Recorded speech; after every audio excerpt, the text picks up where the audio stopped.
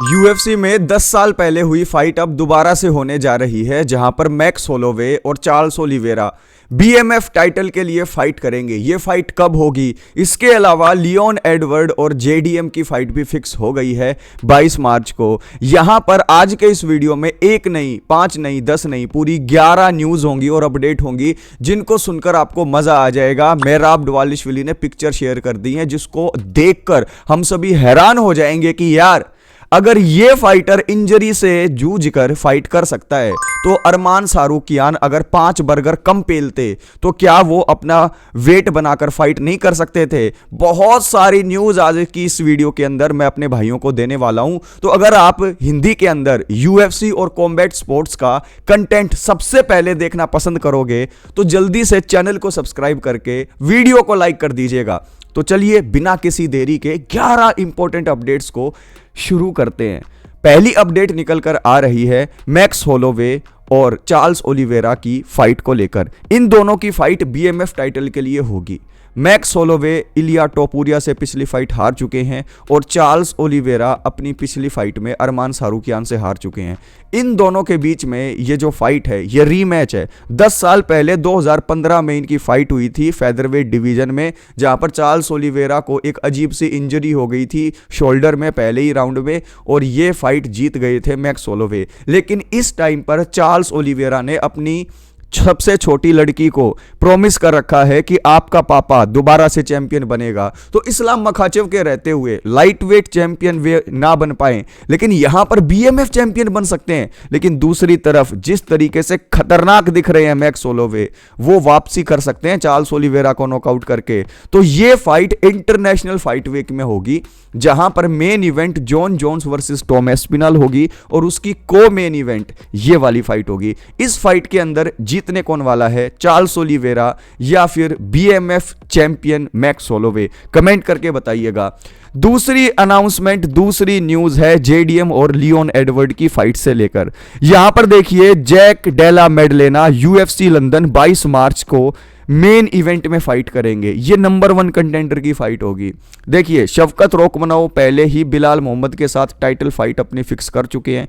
इनका विनर जो होगा उसकी फाइट शफकत और लियोन एडवर्ड के विनर से होगी। यहां पर यह फाइट जबरदस्त होगी क्योंकि दोनों फाइटर जो है ना तगड़े स्ट्राइकर है, लेकिन Jack Della Maddalena is on another level. आपको क्या लगता है कौन जीतने वाला है? कमेंट बॉक्स में कमेंट करके बताइएगा। और दोस्तों, यहां से तो अब इंटरेस्टिंग वीडियो शुरू होगी क्योंकि तीसरी न्यूज निकल कर आ रही है मेहराब डवालिशविली से। मेहराब डवालिशविली ने कहा कि मेरे को ना पैर के अंदर चोट लग गई थी, और उन्होंने एक वीडियो शेयर की है अपने सोशल मीडिया अकाउंट पर, जहां पर हम देख पा रहे हैं कि उनकी जो बोन है पैर की वो भी दिखाई दे रही है, और ये फाइट से कुछ दिन पहले की थी। अगर मेहराब डवालिशविली की जगह पर कोई दूसरा फाइटर होता ना, वो ये फाइट बिल्कुल कैंसिल कर देता, बैकआउट कर लेता। लेकिन अगर मेहराब डवालिशविली ऐसा करते तो भाई ईमानदारी से बताओ कितनी ट्रोलिंग होती है उनकी।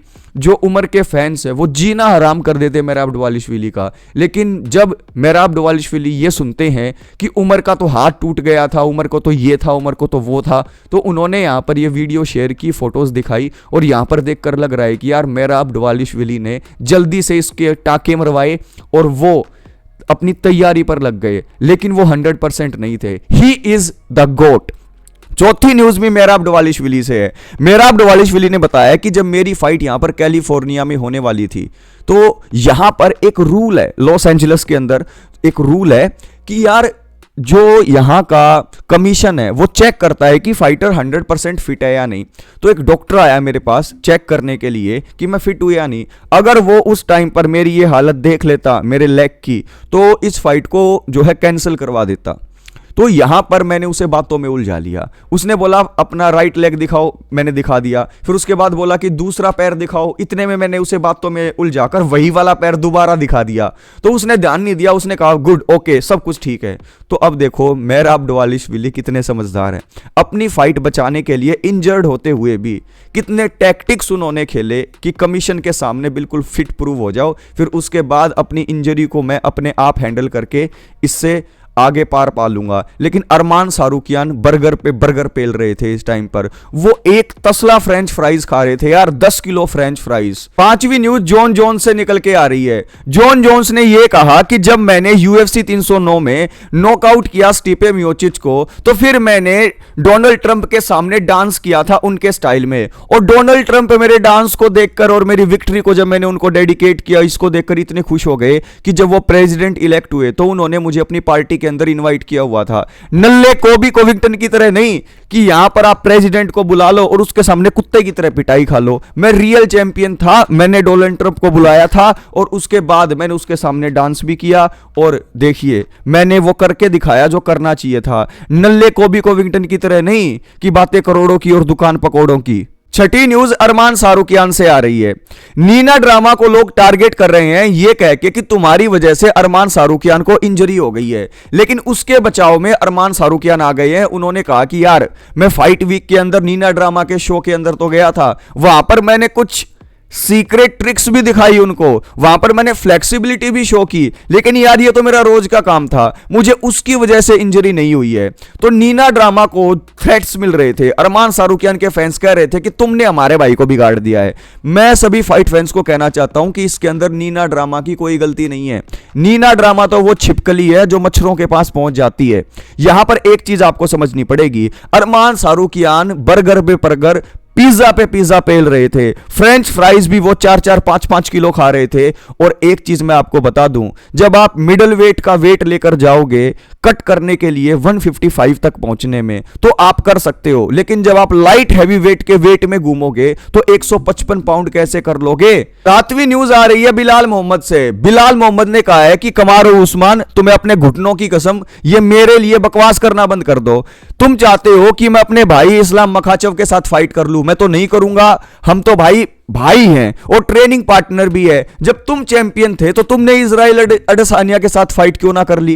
तब तो तुम कहते थे कि नहीं इजराइल अडसानिया तो मेरा भाई है, ये तो मेरा वो है, ये है वो है। तो यहां पर इजराइल अडसानिया के साथ तुम्हारा रिश्ता भाई का और मेरा रिश्ता इस्लाम मकाचव के साथ दोस्त का, यानी कि मेरा कुत्ता कुत्ता और तुम्हारा कुत्ता टॉमी।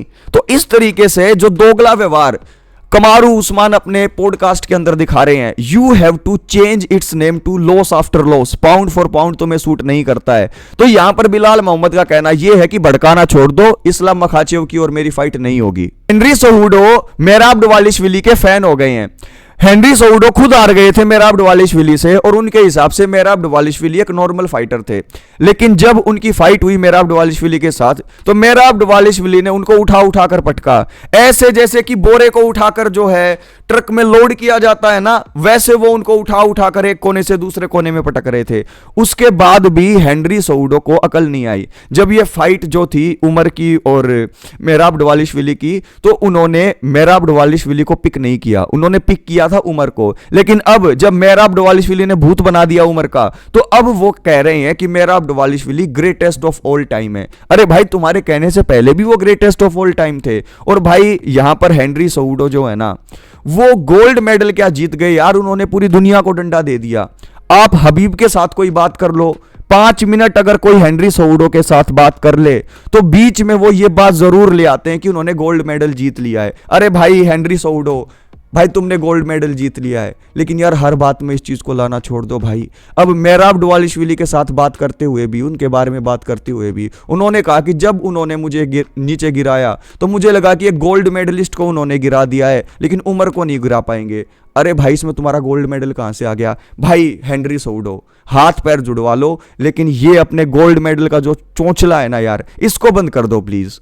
9वीं न्यूज निकल के आ रही है, वो निकल के आ रही है हीमैन जैसे बालों वाले पैडी पिमलेट की तरफ से। पैडी पिमलेट और रेनाटो मोइकानो की आपस में लड़ाई चल रही है ऑनलाइन, आपस में कुछ एक दूसरे को बोल रहे हैं। रेनाटो मोइकानो ने जल्दी टैप आउट कर दिया इस्लाम मखाचेव के खिलाफ। इस चीज को लेकर पैडी पिमलेट उनको ट्रोल कर रहे हैं कि तुमने तो यहां पर स्लीप पे चला जाना चाहिए था, चोक आउट हो गए तुम और इतनी जल्दी टैप आउट कर दिया, ये कैसे हो गया? तो रेनाटो मोइकानो ने बोला कि मेरे साथ फाइट कर ले, जितनी जल्दी मैंने टैप आउट किया था उससे कहीं जल्दी मैं तुझे टैप आउट करवा दूंगा। तो यहां पर एक चीज मैं बताना चाहता हूं, पैडी पिमलेट के सामने डेना वाइट ऐसे ही फाइटर्स को लाएंगे जिनको वो हरा दें। अब उनकी नेक्स्ट फाइट वो चैंडलर के साथ कराने वाले हैं। माइकल चैंडलर के जो फाइट आईक्यू है और माइकल चैंडलर का जो गेम प्लान को बाहर एरोप्लेन बनाकर उड़ा देने की आदत है, उसकी वजह से मुझे लग रहा है कि पैडी पिमलेट उनको फफेड़ देंगे। लेकिन जब भी उनकी फाइट किसी टॉप कंटेंडर के साथ होंगी वो एक्सपोज हो जाएंगे। क्या आप मेरी इस बात से एग्री करते हो? और अगर रेनाटो मोइकानो के साथ फाइट करा दे पैडी पिमलेट की, तो आपको नहीं लगता कि उसका भूत बना देगा? स्वी न्यूज हबीब से आ रही है।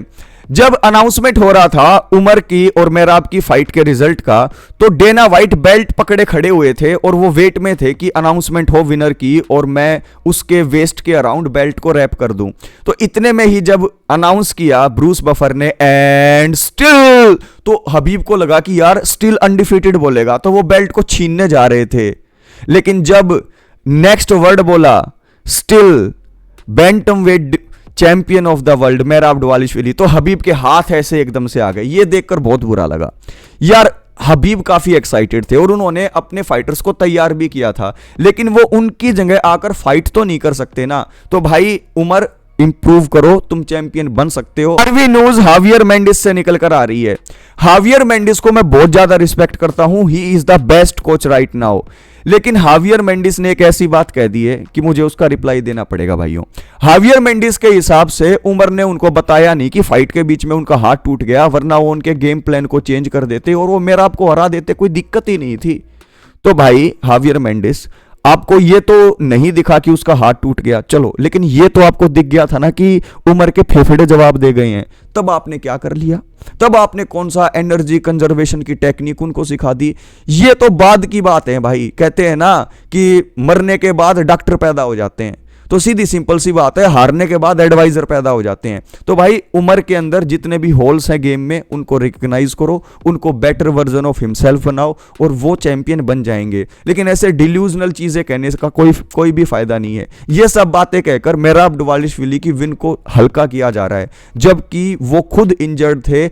मेराब दवालिश्विली कहीं ज्यादा इंजर्ड थे उमर के मुकाबले। तो भाई मेरे हिसाब से ही शुड स्टॉप दिस। तो दोस्तों यहां पर आज के इस वीडियो में हमने 11 इंपॉर्टेंट न्यूज और अपडेट को डिस्कस किया, जिसको सुनकर आपको मजा आ गया होगा। तो दोस्तों यूएफसी का और कॉम्बैट स्पोर्ट्स का हिंदी के अंदर कंटेंट आप इंजॉय करना पसंद करते हैं तो चैनल को सब्सक्राइब करके वीडियो को लाइक कर दो। एंड मोस्ट इंपॉर्टेंट बात, कीप इंस्पायरिंग योरसेल्फ।